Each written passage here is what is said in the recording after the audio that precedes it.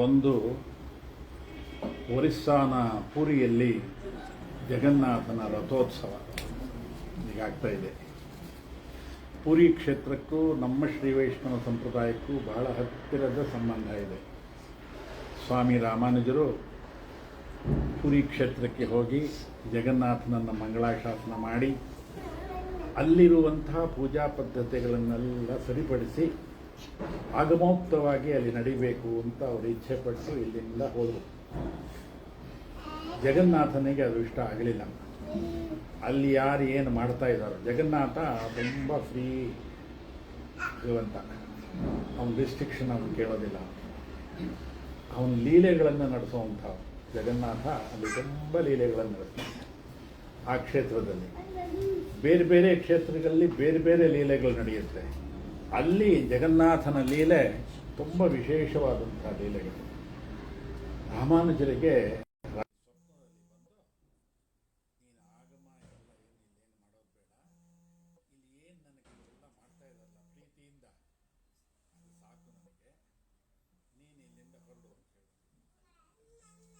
ರಾತ್ರಿ ಸ್ವಪ್ನದಲ್ಲಿ ಜಗನ್ನಾಥ ಹೇಳಿ ಅಲ್ಲಿಂದ ಅವರಿಗೆ ಗರುಡನ ವಾಹನ ಮಾಡಿಸಿ ಶ್ರೀಕೂರ್ಮಕ್ಕೆ ಅಲ್ಲಿ ಕಳಿಸ್ಬಿಟ್ರು.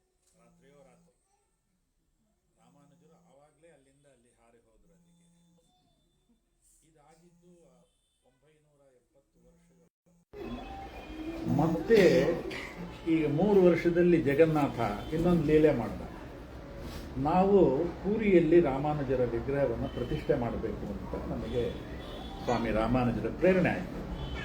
ಭಾರತದಲ್ಲಿ ಎಲ್ಲೆಲ್ಲಿ ಸ್ವಾಮಿ ರಾಮಾನುಜರ ಸಂಚಾರ ಆಗಿದೆ, ಎಲ್ಲೆಲ್ಲಿ ಅವರ ಪಾದಸ್ಪರ್ಶ ಆಗಿದೆ, ಎಲ್ಲಿ ಸ್ವಾಮಿ ರಾಮಾನುಜರ ವಿಗ್ರಹಗಳಿಲ್ಲ ಅಲ್ಲೆಲ್ಲ ಮಾಡಬೇಕು ಅಂತ ಸ್ವಾಮಿ ರಾಮಾನುಜರ ಪ್ರೇರಣೆ ಆಗಿ ಕಾಶ್ಮೀರದಿಂದ ಪ್ರಾರಂಭ ಮಾಡೋದು. ಶ್ರೀನಗರದಲ್ಲಿ ಮೊದಲು ಅಲ್ಲಿ ಮಾಡೋದು.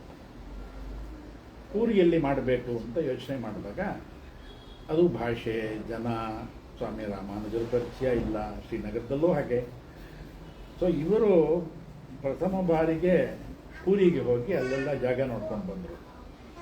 ಒಂದು ಮೇನ್ ರೋಡ್ನಲ್ಲಿ ಹೆಲಿಪ್ಯಾಡ್, ಯಾಕೆ ಇದೆಲ್ಲ ಹೇಳ್ತಾ ಇದ್ದೀನಿ, ಜಗನ್ನಾಥ ಹೇಗೆ ಲೀಲೆಯನ್ನು ಮಾಡ್ದ, ರಾಮಾನುಜರದಲ್ಲೂ ಮಾಡ್ದ, ಈಗಲೂ ಮಾಡ್ದ. ಹೆಲಿಪ್ಯಾಡ್ ಜಾಗದಲ್ಲಿ ಮೇನ್ ರೋಡ್, ಅದು ಹೆಲಿಕಾಪ್ಟರ್ ನಿಲ್ಲುವಂಥ ಆ ಜಾಗ ಖಾಲಿ ಇತ್ತು ಅವತ್ತಿಂದ. ಅಲ್ಲಿ ಮಾಡೋದು ಅಂತ ಯೋಚನೆ ಮಾಡೋದು. ಸರಿ ಅಂತ ಅಲ್ಲಿ ಅಲ್ಲಿ ಮುನ್ಸಿಪಲ್ ಕಾರ್ಪೊರೇಷನ್ ಎಲ್ಲರನ್ನೂ ಸಂಪರ್ಕ ಮಾಡಿ, ಅಲ್ಲಿರುವಂಥ MLA ಸಂಪರ್ಕ ಮಾಡಿ ಅವರೆಲ್ಲ NOC ಕೊಡಬೇಕು ಮಾಡಬಹುದು. ಅವರು ಕೊಟ್ಟರು. ಆ ಜಾಗನ ನಿಶ್ಚಯ ಮಾಡಿ ಇವರು ದೇವಸ್ಥಾನಕ್ಕೆ ಬಂದು ಅಲ್ಲಿ ರಮಾನಂದರ ಮಠ ಇದೆ. ಸ್ವಾಮಿ ರಾಮಾನುಜರ ಶಿಷ್ಯರು ರಮಾನಂದ, ಡೈರೆಕ್ಟ್ ವಲ್ಲಭ ಪಂಥ, ರಮಾನಂದೀಯ ಪಂಥ, ಅದೆಲ್ಲ ಚೈತನ್ಯ ಪಂಥ, ಎಲ್ಲರೂ ರಾಮಾನುಜರ ಶಿಷ್ಯರು. ಅಲ್ಲಿ ರಮಾನಂದಿಯರು ತುಂಬ ಜನ ಇದ್ದಾರೆ. ಪಾಂಡಗಳೆಲ್ಲ ರಮಾನಂದಿಯರು. ಆ ರಮಾನಂದಿಯ ಮಠಕ್ಕೆ ಬಂದಾಗ ಇವರು ಹೇಳಿದ್ರು, ಈ ರೀತಿ ನಾವು ಇಲ್ಲಿ ಸ್ವಾಮಿ ರಾಮಾನುಜರ ವಿಗ್ರಹವನ್ನು ಪ್ರತಿಷ್ಠೆ ಮಾಡ್ತಾ ಇದ್ದೀವಿ, ಅದಕ್ಕೋಸ್ಕರ ಬಂದಿದ್ದು, ಆ ಮೇನ್ ರೋಡ್ನಲ್ಲಿ ಜಾಗ ಸಿಕ್ತು ಅಂತ ಹೇಳಿದ್ರು. ಅಲ್ಲಿ ಆ ಪ್ರಮುಖರು, ರಮಾನಂದೀಯ ಮಠದ ಪ್ರಮುಖರು ಹೇಳಿದ್ರು, ಅಲ್ಲಿ ಇಲ್ಲಿ ಮಾಡಬಾರ್ದು, ನೀವು ನಮ್ಮ ಮಠದಲ್ಲಿ ಮಾಡಬೇಕು, ನಮ್ಮ ಮಠದಲ್ಲೇ ನೀವು ಮಾಡಬೇಕು, ನಮ್ಮ ಆಚಾರ್ಯರು ಸ್ವಾಮಿ ರಾಮಾನುಜರು ನಮ್ಮ ಆಚಾರ್ಯರು, ಅಲ್ಲೆಲ್ಲ ಮಾಡಬಾರ್ದು. ಇವರಲ್ಲಿಂದ ದೂರವಾಣಿ ಮಾಡಿದ್ರು, ಏನು ಮಾಡೋದು ಅಂತ. ನಾನು ಎರಡೂ ಕಡೆ ಆಗಲಿ, ಹೆಲಿಪ್ಯಾಡ್ನಲ್ಲೂ ಮಾಡೋಣ, ರಮಾನಂದಿಯಲ್ಲೂ ಮಾಡೋಣ. ಅದು ಆಯಿತು. ಅಲ್ಲಿನ ಗವರ್ನರ್ ಬಂದರು, ಅದೆಲ್ಲ ಆಯಿತು. ಯಾಕೆ ಆ ರೀತಿ ಲೀಲೆ ಮಾಡ್ದ ಅಂದರೆ, ಸ್ವಾಮಿ ರಾಮಾನುಜರನ್ನು 900 ವರ್ಷಗಳ ಹಿಂದೆ ಪೂರಿಯಿಂದ ಕಳಿಸ್ಬಿಟ್ಟಿದ್ದ ಜಗನ್ನಾಥ. ಅವನಿಗೆ ಜಗನ್ನಾಥನಿಗೆ ಆವತ್ತಿಂದ ಯೋಚನೆ ಇತ್ತು, ರಾಮಾನುಜರನ್ನು ಹೇಗಾದರೂ ಮಾಡಿ ಪೂರಿಗೆ ನಾವು ಕರ್ಕೊಂಡು ಬರಬೇಕು. ರಾಮಾನುಜರನ್ನು ಬಂದರು, ದೂರದಲ್ಲಿದ್ದಾರೆ, ಇಲ್ಲ ನನ್ನ ಪಕ್ಕದಲ್ಲಿ ಇರಬೇಕು ಅಂತ ಹೇಳಿ ರಮಾನಂದಿಯ ಮಠದಲ್ಲಿ ಇಟ್ಕೊಂಡು ಇವತ್ತು ಅಲ್ಲಿ ಪೂರಿಯ ಹಾಗಾಗಿ ನಮಗೂ ಅಲ್ಲಿ ಸ್ವರೂಪ ಇದೆ. ಅಲ್ಲಿನ ಪದ್ಧತಿಗಳೆಲ್ಲ ಅಲ್ಲಿನ ಪದ್ಧತಿ ಮಾಡ್ತಾರೆ. ಆದರೆ ಜಗನ್ನಾಥ ನಮಗೆ ತುಂಬ ಹತ್ತಿರದ ಸಂಬಂಧ. ಅದೊಂದು. ಎರಡನೇ, ನಮ್ಮ ಸಂಪತ್ ಕುಮಾರನ್ ದಂಪತಿಗಳಿಗೆ ಇವತ್ತು 45ನೇ ವರ್ಷದ ವೈವಾಹಿಕ ಸಮಾರಂಭ ಇವತ್ತು. ಅದು ವಿಶೇಷ ನಮಗೆ. ಈಗ ನೆನಪು ಮಾಡಿದ್ರು, ನಾನು 10 ವರ್ಷದ ಹಿಂದೆ ಇಲ್ಲಿಗೆ ಬಂದಿದ್ದೆ ಅಂತ ನನಗೆ ನೆನಪಿರಲಿಲ್ಲ. 10 ವರ್ಷ ಅಂತ ಗೊತ್ತಿರಲಿಲ್ಲ, ಬಂದಿದ್ದೆ ಅಂತ ನೆನಪು. ಸೊ ದಶಮಾನೋತ್ಸವವೂ ಆಯಿತು, ಪೂರಿಯ ಜಗನ್ನಾಥನ ರಥೋತ್ಸವವೂ ಆಯಿತು. ಎರಡನೇದು ನಮ್ಮ ಸಂಪತ್ ಕುಮಾರನ್ ದಂಪತಿಗಳ ವೆಡ್ಡಿಂಗ್ ಆ್ಯನಿವರ್ಸರಿನೂ ಆಯಿತು. ಮೂರನೇದು ದಶಮಾನೋತ್ಸವವೂ ಆಯಿತು. ವಿಷ್ಣು ಸಹಸ್ರನಾಮ ಪಾರಾಯಣವೂ ಆಯಿತು. ನಾವು ಪ್ರತಿ ಚಾತುರ್ಮಾಸದಲ್ಲಿ ಒಂದು ಪದ್ಧತಿ ಮಾಡಿಕೊಂಡಿದ್ದೀವಿ. 2 ತಿಂಗಳು 60 ದಿವಸಗಳು 60 ದಿವಸಗಳಿಗೆ ಬೆಳಗ್ಗೆ ಎಲ್ಲ ಕಾಲಕ್ಷೇಪ ಅನುಷ್ಠಾನ ಎಲ್ಲ ಆಗಿ ಸಂಜೆ ಹೊತ್ತು ಮನೆ ಮನೆಗೂ ಶ್ರೀ ರಾಮಾನುಜ ವಿಷ್ಣು ಸಹಸ್ರನಾಮ ಪಾರಾಯಣ ಅಂತ ಒಂದು ಯೋಜನೆ ಹಾಕ್ಕೊಂಡು ಪ್ರತಿ ಮನೆಗೂ ಹೋಗ್ತೀವಿ. ನಾವೇ ಹೋಗಿ ಅಲ್ಲಿ ವಿಷ್ಣು ಸಹಸ್ರನಾಮ ಪಾರಾಯಣ ಮಾಡಿ ಸತ್ಸಂಗ ಮಾಡಿ ಬರ್ತಾಯಿದ್ದೀವಿ. ಸೊ ರಾಮಾನುಜರಿಗನ್ನಿಸ್ತೋ 29ರಿಂದ ಶುರು ಚಾತುರ್ಮಾಸ, ಅವತ್ತೇ ಒಂದು ಮನೆ ಇದೆ. ರಾಮಾನುಜರಿಗೆ ಏನನ್ನಿಸ್ತು ಅಂದರೆ ಸಂಪತ್ ಕುಮಾರ್ ಅವರ ಪುತ್ರ ತಾನೆ, ಸೊ ಸಂಪತ್ ಕುಮಾರ್ ಮನೆಯಲ್ಲಿ ಇದು ಪ್ರಾರಂಭ ಆಗಲಿ ಅಂತ ಹೇಳಿ ಇಲ್ಲಿಂದ ಪ್ರಾರಂಭ ಆಯಿತು. ನಾವು ವಿಷ್ಣು ಸಹಸ್ರನಾಮ ಇಟ್ಕೊಂಡಿದ್ದಕ್ಕೆ ಕಾರಣ ಏನಂದರೆ ಎಲ್ಲ ವೇದೋಪನಿಷತ್ತುಗಳ ಸಾರ ವಿಷ್ಣು ಸಹಸ್ರನಾಮ. ಭಗವಂತ ಕೃಷ್ಣ ಸ್ವತಃ ನಿಂತು ಕೇಳಿದಂತಹ ಸಹಸ್ರನಾಮ ವಿಷ್ಣು ಸಹಸ್ರನಾಮ. ಅದು ಕೃಷ್ಣನಿಗೋಸ್ಕರನೇ ಮಾಡಿರುವಂಥದ್ದು. ಭೀಷ್ಮಾಚಾರ್ಯರು ಕೃಷ್ಣನನ್ನು ದರ್ಶನ ಮಾಡಿಕೊಂಡು ಪೂರ್ತಿ ಅನುಸಂಧಾನ ಮಾಡಿದಂಥದ್ದು ಋಷಿಗಳಿಂದ ಪ್ರಾರಂಭವಾಗಿ, ಆದರೂ ಭೀಷ್ಮರ ಮುಖದಿಂದ ಬಂದಂಥದ್ದು, ಕೃಷ್ಣನ ಮುಂದೆ ಹಾಡಿದಂಥದ್ದು. ಅದರಿಂದ ತುಂಬ ವಿಶೇಷ ಸಹಸ್ರನಾಮ ಅಂದರೆ ವಿಷ್ಣು ಸಹಸ್ರನಾಮ. ಹಾಗಾಗಿ ನಾವೇನು ಯೋಚನೆ ಮಾಡೋದು, ಎಲ್ಲರೂ ಸುಲಭವಾಗಿ ಹೇಳ್ಬೋದು. ಬೇರೆದಾದರೆ ಸ್ವಲ್ಪ ಕಷ್ಟ ಇರ್ಬೋದು, ಇದಕ್ಕೆ ಅಧಿಕಾರ ಇದೆ, ಅಧಿಕಾರ ಇಲ್ಲ, ಹಾಗೆ ಹೇಳಬೇಕು, ಹೀಗೆ ಹೇಳಬೇಕು ಅಂತ ಇತ್ಯಾದಿ ನಿಯಮಗಳೆಲ್ಲ ಇದೆ. ಹೇಳುವಾಗ ನೀವು ತಪ್ಪು ಹೇಳಿದ್ರು, ಚಾತ್ ಹೇಳಲಿಲ್ಲ, ತು ಹೇಳಲಿಲ್ಲ, ನಮಃ ಹೇಳಲಿಲ್ಲ, ವ್ಯಾಕರಣ, ತರ್ಕ, ಮೀಮಾಂಸಾ ಎಲ್ಲ ತಂದು ಇಡ್ತಾರೆ ಕೆಲವರು. ಅದಕ್ಕೆ ಯೋಚನೆ ಮಾಡಿದ್ರು ಇದು ಸುಲಭವಾದಂಥದ್ದು, ಕೃಷ್ಣನಿಗೆ ಡೈರೆಕ್ಟ್ ತಲುಪುವಂಥದ್ದು ವಿಷ್ಣು ಸಹಸ್ರನಾಮ. ಈ ವಿಷ್ಣು ಸಹಸ್ರನಾಮ ಒಂದೊಂದು ಕ್ಷೇತ್ರಕ್ಕೆ ಒಂದೊಂದು ವಿಶೇಷ ಇದೆ. ಗುರುವಾಯೂರ್ ಕೃಷ್ಣ, ಅವನು ಕೃಷ್ಣ. ಪುರಿಯಲ್ಲೂ ಕೃಷ್ಣ, ಜಗನ್ನಾಥ ಕೃಷ್ಣ. ಗುರುವಾಯೂರ್ ಕೃಷ್ಣನಿಗೆ ವಿಷ್ಣು ಸಹಸ್ರನಾಮ ತುಂಬ ಪ್ರಿಯ. ಕೇರಳದಲ್ಲಿ ಎಲ್ಲದಕ್ಕೂ ವಿಷ್ಣು ಸಹಸ್ರನಾಮ ಪಾರಾಯಣ. ಯಾರಿಗಾದರೂ ಏನಾದರೂ ಸಮಸ್ಯೆ ಆಯಿತು, ತೊಂದರೆ ಆಯಿತು, ಈಗಿಲ್ಲ, ಹಿಂದೆ ಎಲ್ಲ ಮೇಲುಕೋಟೆಯಲ್ಲಿ ಮಳೆ ಬರದೇ ಇದ್ದರೆ ಎಲ್ಲ ಹಿರಿಯರೆಲ್ಲ ಸೇರಿ ಪ್ರದಕ್ಷಿಣ ಮಾಡಿ ವಿಷ್ಣು ಸಹಸ್ರನಾಮ ಹೇಳ್ತಾ ಇದ್ರು. ಸುದರ್ಶನ ಅಭಿಷೇಕ ಮಾಡ್ತಾ ಇದ್ರು ಹಿಂದೆ, ಆವಾಗ ಮಳೆನೂ ಬರ್ತಾ ಇತ್ತು. ಅಲ್ಲಿ ಕೇರಳದಲ್ಲಿ ಯಾರಿಗಾದ್ರೂ ವಿವಾಹ ಆಗಲಿಲ್ಲ ವಿಷ್ಣು ಸಹಸ್ರನಾಮ, ಗರ್ಭವತಿ ಆದರೆ ವಿಷ್ಣು ಸಹಸ್ರನಾಮ, ಪ್ರಸವ ಆದರೆ ವಿಷ್ಣು ಸಹಸ್ರನಾಮ, ಎಲ್ಲದಕ್ಕೂ ವಿಷ್ಣು. ದೇವಸ್ಥಾನದಲ್ಲೂ ವಿಷ್ಣು ಸಹಸ್ರನಾಮ ಹೇಳ್ತಾ ಇರ್ತಾರೆ. ಅಲ್ಲೊಬ್ಬರು ಸಂತರು ಇದ್ರು, ಪೂಂದಾನಮ್ ಅಂತ, ಬಹಳ ದೊಡ್ಡ ಸಂತರು. ಅವರು ಗುರುವಾಯೂರಪ್ಪನ ಜೊತೆ ನೇರವಾಗಿ ಮಾತಾಡ್ತಾ ಇದ್ರು. ತರ್ಕ ಚನ್ನಂಬಿಗಳ ಜೊತೆ ಹೇಗೆ ವರರಾಜ ಮಾತಾಡ್ತಾ ಇದ್ರು ಹಾಗೆ. ಅವರು ದೊಡ್ಡ ಹಿಸ್ಟ್ರಿ ಪೂಂದಾನಮ್ದು. ಅವರು ಓದಿನಲ್ಲಿ ಅಷ್ಟೇ. ಅವರು ಸಹಸ್ರನಾಮ ಹೇಳ್ತಾ ಇದ್ರು ಸುತ್ತಲೂ ಪ್ರದಕ್ಷಿಣೆ. ಪದ್ಮನಾಭೋ ಮರಪ್ರಭು ಅನ್ನುವಂಥದ್ದನ್ನು ಅವರು ಮರಪ್ರಭು ಅಂತ ಹೇಳ್ಕೊಂಡು ಪ್ರದಕ್ಷಿಣೆ ಮಾಡ್ತಾ ಇದ್ರು. ಅಲ್ಲಿ ಅವರು ಬಿಲ್ವಮಂಗಲಂ ಸ್ವಾಮಿ ಅಂತ, ಅವರು ಗುರುವಾಯೂರಪ್ಪನ ಪರಮ ಭಕ್ತರು.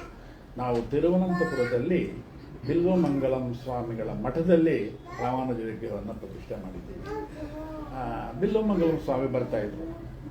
ಪುಂದಾನಂ ನಿಲ್ಲೋ, ನೀನು ತಪ್ಪು ಹೇಳ್ತಾ ಇದೀಯಾ, ಪದ್ಮನಾಭೋ ಅಮರಪ್ರಭು, ಅದು ನೀನು ಮರಪ್ರಭು ಅಂತ ಹೇಳ್ತಾ ಇದೀಯ. ತಕ್ಷಣ ಗುರುವಾಯೂರಪ್ಪ ಒಳಗಡೆಯಿಂದ ಶರೀರವಾಣಿ ಹೇಳಿ, ನೀನೇನು ತಿದ್ದಕ್ಕೆ ಹೋಗಬೇಡ, ಅವನು ಹೇಳ್ತಾ ಇರೋದು ಸರಿಯಾಗಿದೆ, ನಾನು ಮರಗಳಿಗೂ ಪ್ರಭು, ನಾನು ಇದು ನನ್ನ ಸಹಸ್ರನಾಮ, ನೀನು ಯಾರು ತಿದ್ದೋದಿಲ್ಲ, ನಾನೇ ಸುಮ್ಮನೆ ಇದ್ದೀನಿ, ನೀನು ಯಾಕೆ ತಿದ್ದೋಕೆ ಹೋಗ್ತೀಯ, ಇದೆಲ್ಲ ಮಾಡಬೇಡ, ನಿಂದು ಬೇರೆ ಇಟ್ಕೊಂಡು.